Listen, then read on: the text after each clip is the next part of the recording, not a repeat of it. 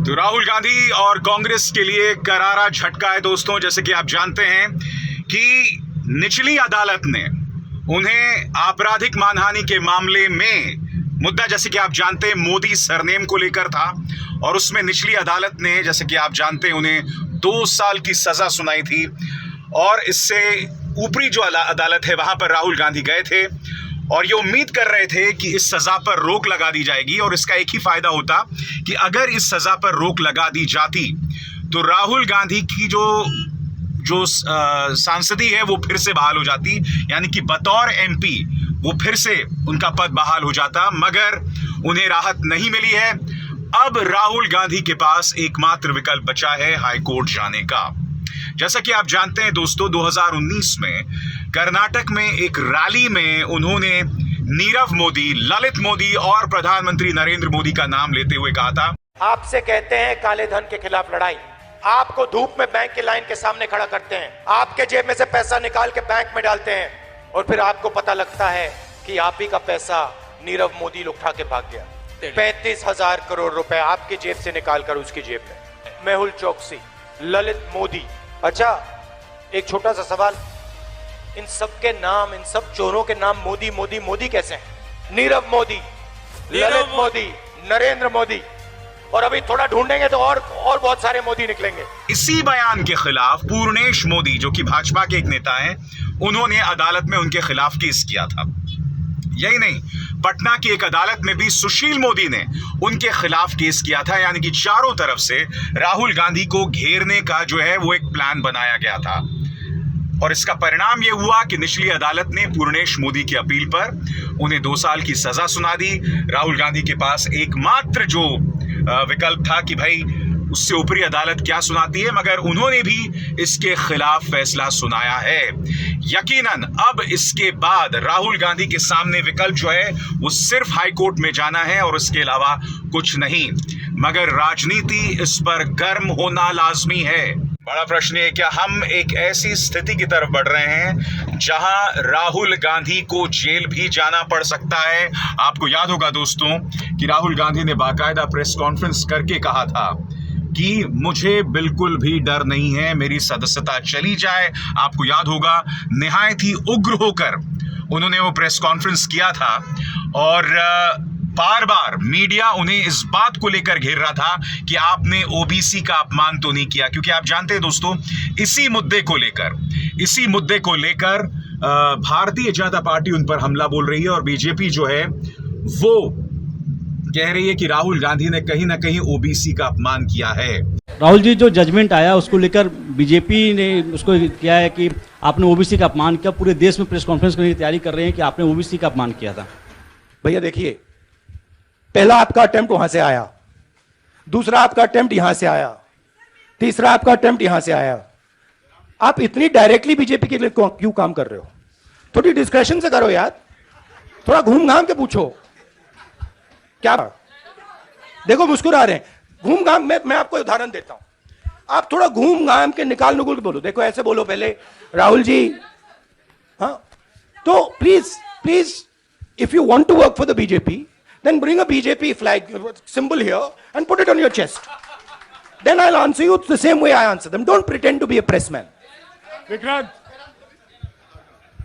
राहुल जी, हवा निकल गई। राहुल जी, अब बड़ा प्रश्न यहां पर यह कि अब इसके मायने क्या हैं, क्योंकि आप जानते हैं कि भारतीय जनता पार्टी लगातार राहुल गांधी पर हमला बोलकर यह कह रही है कि उन्होंने ओबीसी का अपमान किया है। और आपको याद होगा कि जब यह फैसला सुनाया गया था निचली अदालत द्वारा, तब कई जगहों पर भारतीय जनता पार्टी ने बाकायदा प्रेस कॉन्फ्रेंस करके कहा था। और सिर्फ भारतीय जनता पार्टी के छोटे छोटे नेता नहीं, जेपी नड्डा, अमित शाह और देश के प्रधानमंत्री नरेंद्र मोदी ने भी बार बार अपने मंचों से कहा है कि राहुल गांधी ने कहीं ना कहीं ओबीसी का अपमान किया है। हालांकि बीजेपी जानती है कि ओबीसी के मुद्दे पर उसके सामने एक बहुत बड़ी मुश्किल आन पड़ी है, क्योंकि जो राजनीतिक आग बिहार से शुरू हुई है वो अब पूरे देश में फैल सकती है। क्योंकि आप जानते हैं बिहार जो है वो जातीय जनगणना करवा रही है, यानी कि हमारे देश में जो है ओबीसी का कितना अनुपात है, एससी एसटीज का इतना अनुपात है, और बीजेपी इसका लगातार विरोध कर रही है। और आपको याद होगा कि राहुल गांधी ने अपनी तरफ से नारा भी दिया था, जिसकी जितनी आबादी उसकी उतनी हिस्सेदारी।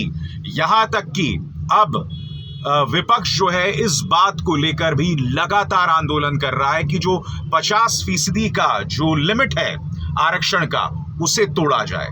तो जहां तक ओबीसी वाले मुद्दे की बात है, यकीनन राहुल गांधी के उस बयान को लेकर भारतीय जनता पार्टी उस पर हमला बोल रही है। और उसके हमले बोलने की वजह यह है कि पहली बात तो वो राहुल गांधी को घेरने में कोई कसर नहीं छोड़ती, मगर दूसरी और असली बात इस मुद्दे पर कि जातीय जनगणना भारतीय जनता पार्टी के लिए गले की फांस बन गई है। और राहुल गांधी ने बार बार जातीय जनगणना को लेकर जो है अपनी चुनावी सभाओं में इस मुद्दे को उठाया था। याद कीजिए उन्होंने क्या कहा था।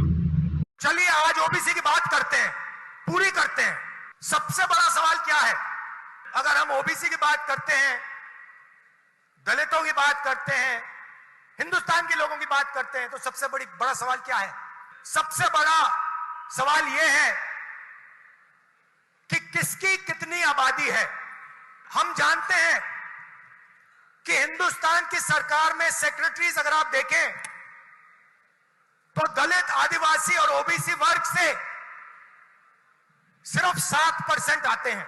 मतलब हिंदुस्तान की सरकार को, हिंदुस्तान की सरकार की रीढ़ की हड्डी जो है secretaries of government of India, उसमें से सिर्फ 7% दलित, आदिवासी और ओबीसी वर्ग से आते हैं। तो सबसे बड़ा सवाल है हिंदुस्तान में ओबीसी कितने हैं, आदिवासी कितने हैं, दलित कितने हैं। तो अगर हम धन बांटने की बात करें, अगर हम सत्ता बांटने की बात करें, तो पहला कदम यह होना चाहिए कि भैया किसकी कितनी आबादी है। यूपीए ने, कांग्रेस पार्टी ने 2011 में कास्ट बेस्ड सेंसस किया। पूरे देश की जातियों का डेटा उस सेंसस में है। मोदी जी, आप ओबीसी की बात करते हैं, उस डेटा को आप पब्लिक कर दीजिए, पता लग जाए देश में कितने ओबीसी हैं, कितने दलित हैं, कितने आदिवासी हैं। अगर सबको भागीदार बनाना है, सबको इस देश की प्रगति में शामिल करना है, तो यह तो मालूम होना चाहिए कि कौन कितने हैं। तो मोदी जी, कास्ट सेंसस का डेटा आप रिलीज कीजिए, देश की जनता को पता लग जाए देश में ओबीसी कितने हैं, दलित कितने हैं, आदिवासी कितने हैं। और अगर आप ये काम नहीं करेंगे तो ये ओबीसी पर अपमान है। आपने ओबीसी की बात की, देश को दिखा दीजिए देश में कितने ओबीसी हैं, और फिर देश को समझाइए कि आपकी सरकार में सिर्फ 7% सेक्रेटरीज ओबीसी, दलित और आदिवासी में से क्यों आते हैं। दूसरी बात, जो एससी और एसटी का कोटा है, उसको उनकी आबादी से प्रोपोर्शन कर दीजिए। और तीसरी बात, जो रिजर्वेशंस पे आपने 50% का कैप लगा रखा है, उसको हटा दीजिए। फिर बात करते हैं ओबीसी का अपमान कौन करता है। दोस्तों, जहां तक विकल्प की बात है, जयराम रमेश का बयान आ गया और जयराम रमेश का यह कहना है कि हम विकल्प जो हैं वो तलाशते रहेंगे, इसके खिलाफ अपील करते रहेंगे। और जाहिर सी बात है, इस मुद्दे पर कांग्रेस के जो मुख्य रणनीतिकार हैं वो हैं अभिषेक मनु सिंघवी, जो कि जो है अब बड़ी अदालतों में पार्टी की नुमाइंदगी या राहुल गांधी की नुमाइंदगी करने वाले हैं। मगर बीजेपी को इस बात को समझना पड़ेगा कि जैसे जैसे ये मुद्दा उग्र होगा, राहुल गांधी कहीं ना कहीं एक राजनीतिक शहीद के तौर पर सामने उभरते आते रहेंगे, और ये बीजेपी के लिए सुखद खबर नहीं हो सकती। मैं आपको बतलाना चाहूंगा दोस्तों, जब से उन्होंने भारत जोड़ो यात्रा शुरू की है, तब से लगातार राहुल गांधी पर किसी ना किसी तरीके से हमला किया जा रहा है। और यह मत भूलिए, राहुल गांधी लोकसभा में अडानी पर भाषण देते हैं और उसके बाद ये जो मानहानि वाला केस है, जिसमें उन्हें 2 साल की सजा सुनाई गई है, वो केस लगातार तेज हो जाता है। यानी कि एक अरसे से वो मामला ठंडा पड़ा हुआ था। यहां तक कि पूर्णेश मोदी ने ऊपरी अदालत में जाकर कहा था कि उस कार्रवाई पर रोक लगा दी जाए। और जब जज बदला और उसके बाद जब अडानी पर राहुल गांधी ने भाषण दिया, उसके बाद अचानक उन्होंने अपनी याचिका वापस ले ली। तो कई मुद्दे हैं जिसके ऊपर लगातार पूर्णेश मोदी और उनकी याचिका पर जो है सवाल खड़ा किया जा रहा है। देखो, एक बात तो स्पष्ट है कि उस भाषण में कम से कम मुझे कहीं पर भी ओबीसी का अपमान नहीं दिखाई देता, क्योंकि राहुल गांधी का निशाना जो था वो नीरव मोदी पर था, उनका निशाना प्रधानमंत्री नरेंद्र मोदी और ललित मोदी पर था। और ये ना भूलें, ललित मोदी ने बाकायदा लंदन में बैठकर ये बयान दिया है कि अब वो राहुल गांधी को अदालत में घसीटेंगे। यानी कि बीजेपी को ये भी देखना पड़ेगा कि इस मंच पर उन्हें साथ मिल रहा है एक भगोड़े ललित मोदी का। तो मामला दिलचस्प हो गया दोस्तों, उनकी सजा को बरकरार रखा गया, यानी कि अब वो सांसद नहीं बन पाएंगे। अब लोगों की निगाह है हाई कोर्ट पर। देखिए, आपको पूरा खेल समझना पड़ेगा। राहुल गांधी के खिलाफ सूरत में केस किया गया, पटना में केस किया गया, उसी तरह से आपको पता होगा कि सावरकर के एक रिश्तेदार ने भी उन पर केस किया हुआ है। और एक तरह से कहा जा सकता है कि अलग अलग मुद्दे पर राहुल गांधी को उलझा कर रखने का प्लान है।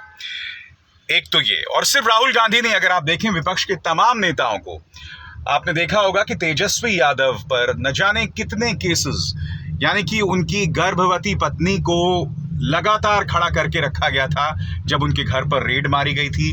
कहने का अर्थ क्या है? कहने का अर्थ यह है कि अगले एक साल में जो लोग भारतीय जनता पार्टी और आरएसएस को सीधी चुनौती दे रहे हैं, जिनके बारे में कहा जा सकता है कि वो लोग किसी भी कीमत पर आरएसएस और बीजेपी के सामने नहीं झुकेंगे, उन्हें अलग अलग मामलों में उलझा कर रखा जाए।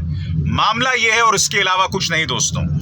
यानी कि अगर कोई चुनावी प्रचार करने उतरे तो उसके जहन में ये डर हो, उसके जहन में ये बोझ हो कि अरे मुझे एक अदालत भी जाना है, वहां पर भी मेरी हाजिरी है, वहां पर भी सुनवाई है। भारतीय जनता पार्टी की रणनीति बिल्कुल साफ तौर पर नजर आ रही है कि किसी न किसी तरीके से विपक्ष के नेताओं को अलग अलग केसेस में उलझा कर रखा जाए। बड़ा प्रश्न है कि क्या इस देश की जनता इस रणनीति को समझ पाएगी, देख पाएगी? अभिषेक शर्मा को दीजिए इजाजत। नमस्कार।